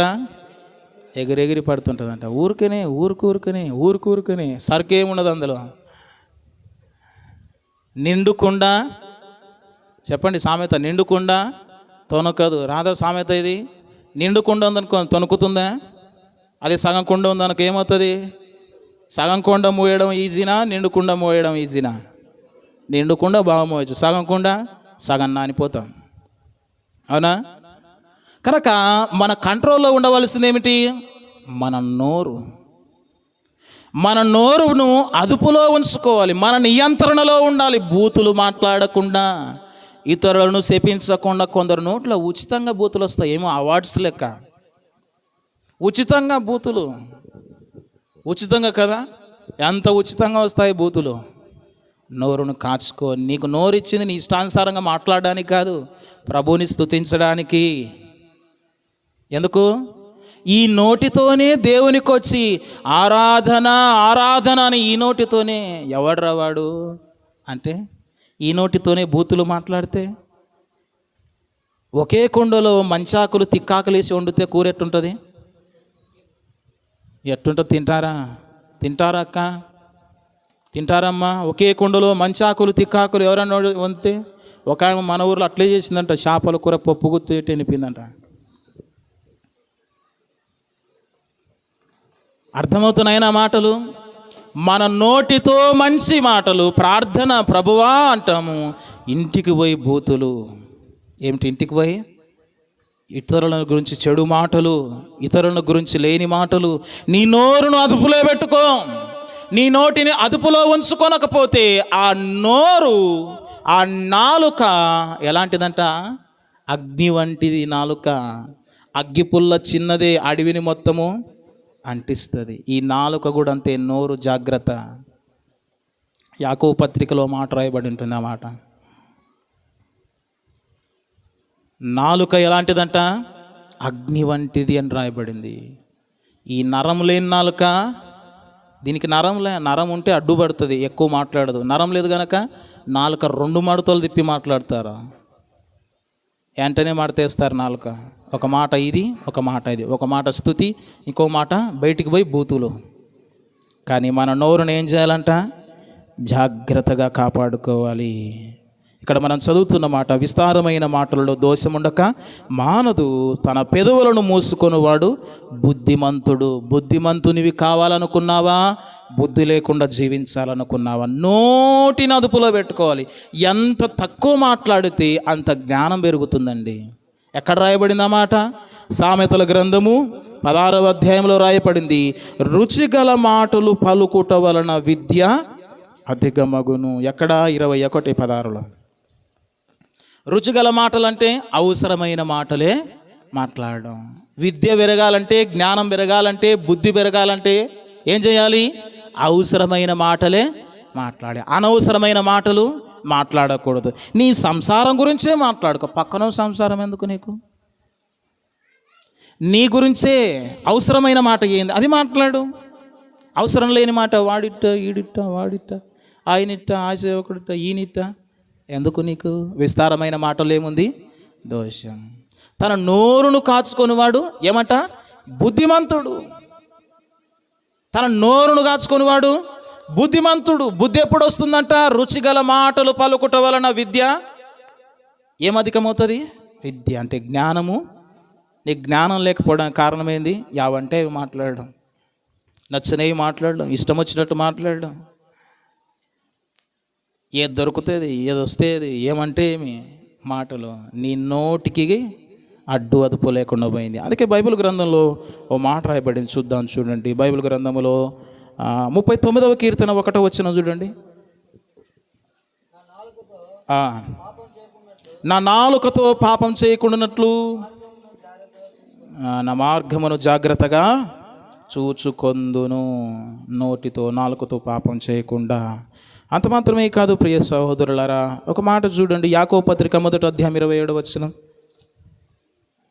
యాకోబు 1:26.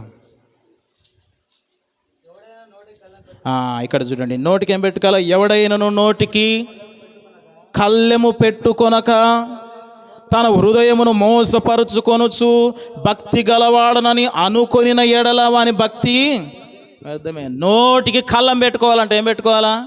ఎద్దులకు మేత తినకుండా ఏం పెడతారు? నోటికి చిక్కెం పెడతారు. ఏం పెడతారు చెప్పండి అమ్మా? చిక్కెం పెడతారు. మన నోటికి కూడా ఏం చేయాలి? విశ్వాసుల నోటికి చిక్కెం ఉండాలి. ఏముండాలా? చిక్కెం ఏదది? కళ్ళెమే చిక్కెం. మనం గాన నోటికి కళ్ళెం పెట్టుకొనకపోతే, ఇష్టానుసారంగా ఉంటే నష్టపోయే ప్రమాదం ఉందండి భక్తి విషయంలో. మన నోటికి వ్యర్థమైన మాటలు మాట్లాడకుండా కళ్ళెం ఉంచుకోవాలి. ఎవడైనను తన నోటికి కళ్ళెం పెట్టుకొనక తన హృదయమును మోసపరుచుకొనుచు. కళ్ళెం లేకపోతే ఏమవుతుంది? హృదయము మోసపరుచుకో. ఊరికనే మాట్లాడతాడు వాడు, ఏముండదు అక్కడ. ఆమె ఊరికనే మాట్లాడుతుంది, ఊరికనే రేగుతుంది, ఊరికనే సీరియస్. నోటికి అడ్డు అదుపు లేకపోతే, కళ్ళెము లేకపోతే ఏమవుతుంది? మన హృదయాన్ని మోసపరుచుకొని భక్తి గలవాడనని అనుకొని ఎడల మన భక్తి వ్యర్థమే. మన భక్తి కనుక మన భక్తి వ్యర్థం కాకూడదంటే ఏం చేయాలి? నోటిని అదుపులో ఉంచుకోవాలి. బుద్ధిమంతుడు మౌనంగా ఉంటాడు, కానీ తీట కలిగిన వాడు, తిక్కోనులో ఉంటాడు, ఏం చేస్తాడు? ఊరికిరికనే రేగుతూ ఉంటాడు వాడు. కనుక ప్రియులారా, ఆలోచన చేద్దాం. మన కంట్రోల్లో ఉండవలసినది ఏమిటి? మన నోరు. సామెతల గ్రంథం, క్షమించండి, మత్తయి సువార్తలో ఒక మాట చూడండి, 12వ అధ్యాయము 36, 37 చూడండి. మత్తయి సువార్తలో నేను మీతో చెప్పున్నదేమనగా, చెప్పండి, అక్కడ చదవండి. ఏమని రాయబడింది? మనుషులు పలుకు వ్యర్థమైన ప్రతి మాటను గూర్చియు విమర్శ దినమున లెక్క చెప్పవలసి ఉండును. నీ మాటలను బట్టి నీతిమంతుడవని తీర్పు నొందుదువు, నీ మాటలను బట్టియే అపరాధివని తీర్పు నొందువు. నువ్వు మాట్లాడే ప్రతి మాట తీర్పులోనికి వస్తుంది. అక్క, అమ్మ, నువ్వు ఏం మాట్లాడావు? ఏమని బూతులు మాట్లాడుతున్నావు? నువ్వు మాట్లాడే ప్రతి మాటకు లెక్క చెప్పాల్సి ఉంది.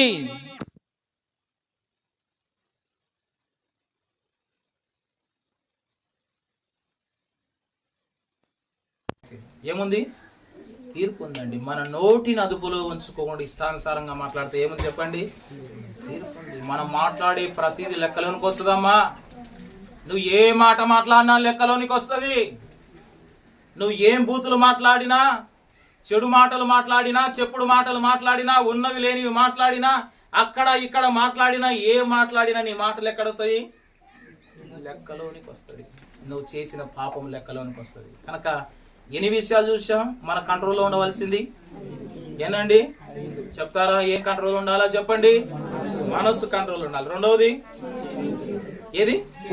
చేతులు. మూడవది కన్నులు. ఏం చేయకుండా? పాపం చూడకుండా. తర్వాత టీవీ చూడకుండా. టీవీలు, సీరియళ్ళు, జీవితం కూడా సీరియల్ అయిపోతుంది. నాలుగోది ఏం మన కంట్రోల్లో ఉండాలా? పాదములు కంట్రోల్ ఉండాలి. ఐదవది నోరు. ఇవి మన కంట్రోల్లో ఉండాలి కదా. మన కంట్రోల్లో లేకపోతే చాలా ప్రమాదం ఉంది. ఉదాహరణకు వేడి వేడి అన్నం మన దగ్గరకు వచ్చింది, ఆకలి అవుతుంది, కాలుతుంది. అన్నం తింటే కంట్రోల్ లేకుండా ఏమవుతుంది? మూతి కాలుతుంది, నోరు కాలుతుంది. అవునా? నోరు ప్రతి విషయంలో, చూపులు ప్రతి విషయంలో, కన్నులు, అంత మాత్రమే కాదు, చేతులు, కాళ్ళు, మన మనస్సు, ప్రతిదీ ఎవరి కంట్రోల్లో ఉండాలా? మన స్వాధీనంలో ఉంచుకోవాలి. పాపం చేయకుండా, బూతులు మాట్లాడకుండా, కీడు చేయకుండా, లోక మార్గంలో నడవకుండా, లోకస్తులు చేసినట్టు మనం చేయకుండా, చెడు ఆలోచనలు లేకుండా, పాపం వైపు చూడకుండా, ఇవన్నీ ఎవరి కంట్రోల్లో ఉండాలా? మన కంట్రోల్లో లేకపోతే కోమాలో ఉన్నట్టు భక్తి జీవితం. ఎక్కడా? కోమాలో నుంచి బయటికి రావాలా? కోమాలో ఎవడుంటాడు? అనారోగ్యం ఉన్నోడే. భక్తి జీవితంలో నీకు అనారోగ్యం ఉంది. కనుక ప్రియులారా, ఆలోచన చేయండి. ఎన్ని విషయాలు చెప్పాను ఇంతవరకు?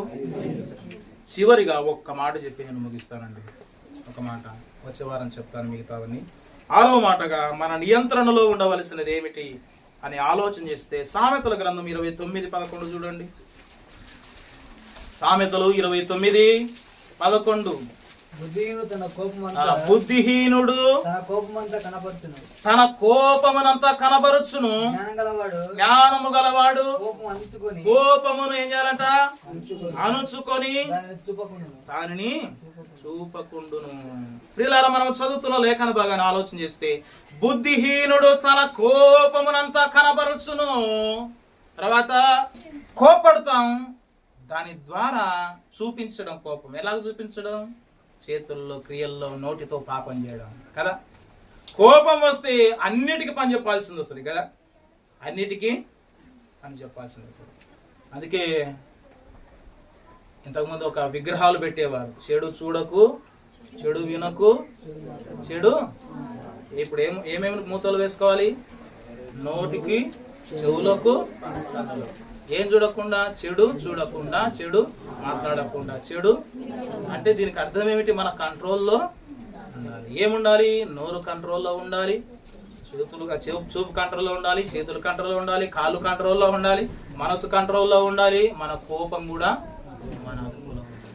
ఇక్కడ చదివిన మాటను మనం ఆలోచన చేస్తే ప్రియ దేవుని బిడ్డలారా, బుద్ధిహీనుడు తన కోపమునంతా బయటకు చూపిస్తాడు. కోపాన్ని వాడు ఏమిరా అంత కోపడుతుంది, నేను ముందరనే కోపస్తుంది అంటాడు. ఏమంటాడు? నేను ముందరనే కోపస్తుని. కోపం ఉండొద్దని బైబుల్ చెప్తుంటే నువ్వు కోపస్తును అంటే నేను బుద్ధి లేనోడు అంటారు. ఏమంటారు? బుద్ధి లేనోడు అంటారు. ఏమ్మా అంత కోపడుతున్నావు అంటే నేను ముందరనే కోపస్తును వాళ్ళని. నీ కోపం దేనికి పనిచేది? నీకేనా? తన కోపం తనకే. నేను ఒక కథ చెప్పాను. ఒక పాము ఒడ్లవాణి దానిలోకి దూరిందంట. ఒడ్లవాణి ఆ షాపులోకి దూరిందంట. షాపులోకి దూరింటే రంపం ఉన్నదంట. దానికి చిన్న కాటు దాకిందంట, రంపం తగిలిందంట. దేనికి? చర్మానికి. పాముకు. నన్నే కరుస్తావా, నన్నే కాటేస్తావు, నాకే దెబ్బతీస్తావని ఏం చేసింది? పడుగ తీసుకొని కాటేసిందంట రంపానికి. నోరు వాసింది. నోరు వాస్తే నువ్వు ఇట్లా కూడా మాటినావా, నేను రంపమటి నా యొక్క శరీరం మొత్తం నీకు చుట్టుకొని నిన్ను చంపేస్తాని ఏం చేసింది? రంపానికి ఏమైంది? ముక్కలు ముక్కలైంది. తన కోపాన్ని అణుచుకోలేని వాడు బుద్ధిహీనుడు అండి. ఇక్కడ చదువుతున్న మాట, బుద్ధిహీనుడు తన కోపమనంతా ఏం చేస్తాడంట?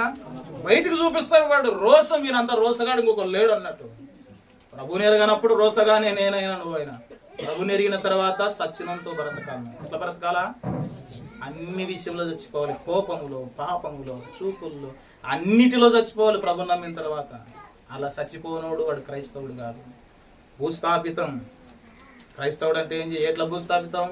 పాపపు విషయంలో భూస్థాపితం. నీటిలో ఎందుకు మునగాలి చెప్పండి? ముంచడం ఎందుకు? పాపపు విషయంలో చచ్చిపోవడం.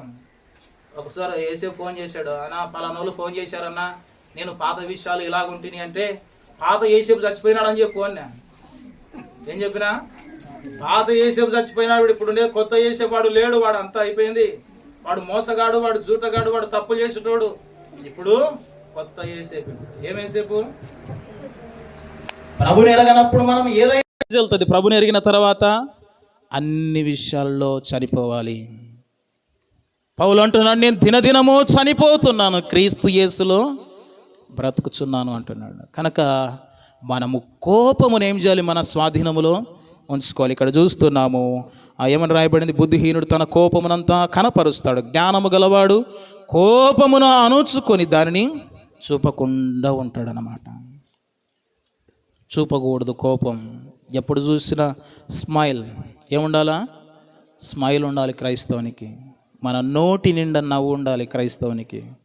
చిన్నది జరగని కంటిలో కోపం చూపిస్తారు. చూపులు చూస్తేనే భయపడేటట్టు కొందరు. కోపము నీలో ఉండకూడదు, అది పాపం. కోపము ద్రోహమైన కార్యాలను చేయిస్తుందండి. నీ మనసు చెడినప్పుడు కోపం వస్తుంది. ఎప్పుడు? మనసు జలసి ఉన్నప్పుడు కోపం వస్తుంది కదా. ఓర్వలేనితనం ఉంటే కోపం వస్తుంది కదా. పట్టుకోలేరు కోపం, పక్కనోడు బాగుపడితే. కోపం ఉండొద్దు. ఇంకా మనం చూస్తున్నాం ప్రసంగి గ్రంథం 7:9 చూడండి.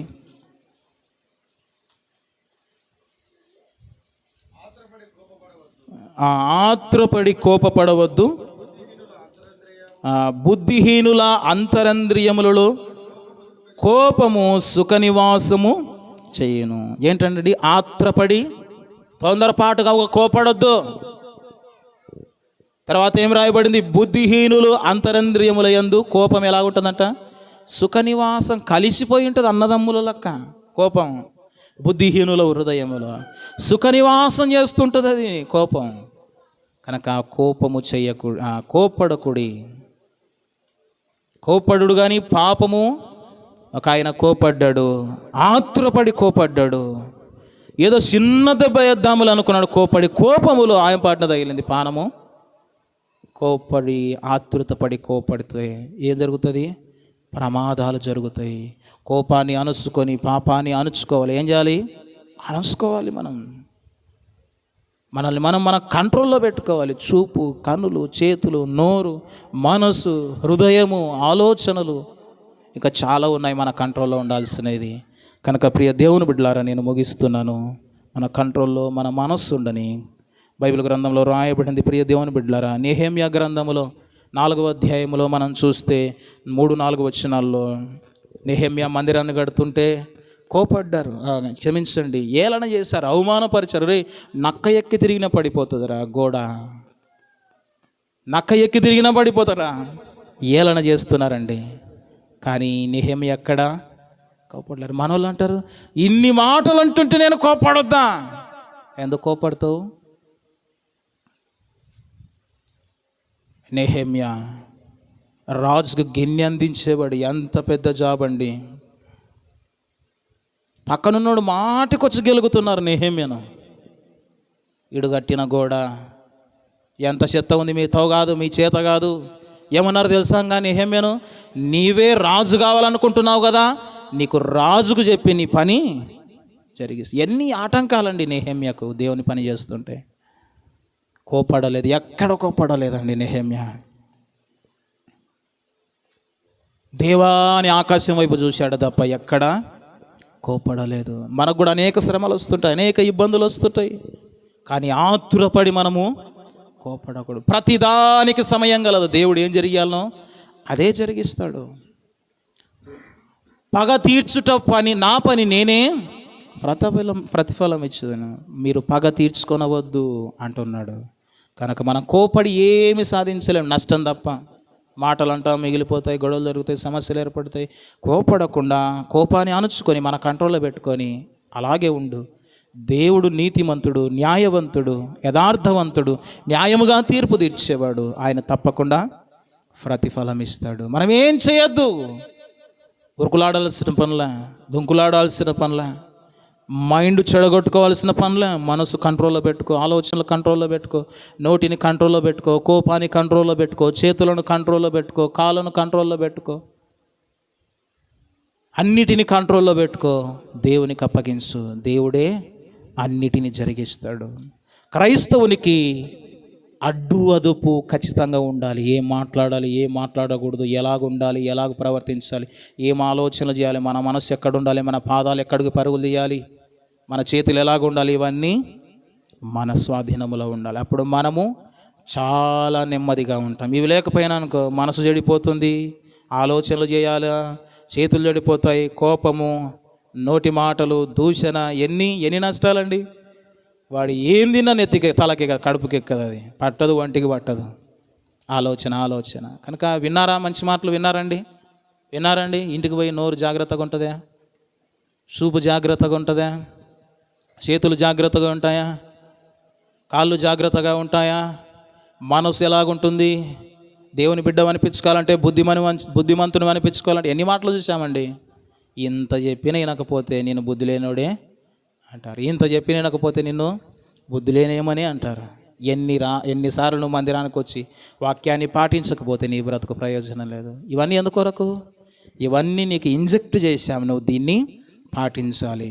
ఇంజెక్షన్ చేస్తే దేహంలో పని చేస్తుంది. ఇప్పుడు వాక్యం నీ హృదయంలో నింపబడింది. నువ్వేం చేయాలి? ఇంటికి వెళ్ళి సాధన చేయాలి. ఏం చేయాలి? నువ్వు ఇంటికి పోయి నీ కనులు ఏం చేస్తున్నాయి? నీ నియంత్రణలో ఉంచుకోవాలి. నీ కనులు ఏం చేస్తున్నాయి? ఎవరి వైపు నువ్వు చూపు ఉంది? పక్కనల వైపా, లోకం వైపా, లోకాశల వైపా నీ చూపు? నీ చేతులు ఏం చేస్తున్నాయి? మంచి పనులేనా? నీ కాళ్ళు ఎక్కడికి పరుగులు తీస్తున్నాయి? మంచి స్థలాలకేనా? నీ మనసు ఏమని ఆలోచన చేస్తుంది? నీ కంట్రోల్ ఉందా నీ మనసు? నీ నోరు నీ కంట్రోల్ ఉందా? బూతులు మాట్లాడకుండా, ఇతరుల గురించి చెడుగా చెప్పకుండా మంచి వచనాలే పలకాలి, శుభవచనాలు పలకాలని బైబిల్ గ్రంథంలో రాయబడింది. నీ నోరు ఇతరుల గురించి చెప్తుందంటే అప్పుడు చెప్పొచ్చు సాధారణంగా, నీ నోరు చెడిపోయింది. ఏమైంది నీ నోరు? నీ నోట బూతులు వస్తున్నాయంటే ఏమైంది నీ నోరు? చెడిపోయింది. ఇది గుర్తుపెట్టుకో. నీ కన్నులు పాపం వైపు ప్రేరేపిస్తున్నాయంటే నీ కన్నులు పాపపు కన్నులు, గుర్తుపెట్టుకో. నీ పాదాలు పాపుల దగ్గరికి పరుగులు తీస్తున్నాయంటే నీ పాదాలు చెడిపోయాయి, కుంటోని నువ్వు. నీ చేతులు కీడు చేయడానికి పరుగులు తీస్తున్నాయంటే నీ చేతులు లేవు నీకు. కనుక అన్నీ మన కంట్రోల్లో ఉంచుకుందాం. మిగిలిన సబ్జెక్టు వచ్చేవారని చెప్తా. దేవుడు మన కొరకై కొన్ని మాటలు దీవించునుగాక. ఆమేన్. తలలో ఉంచండి.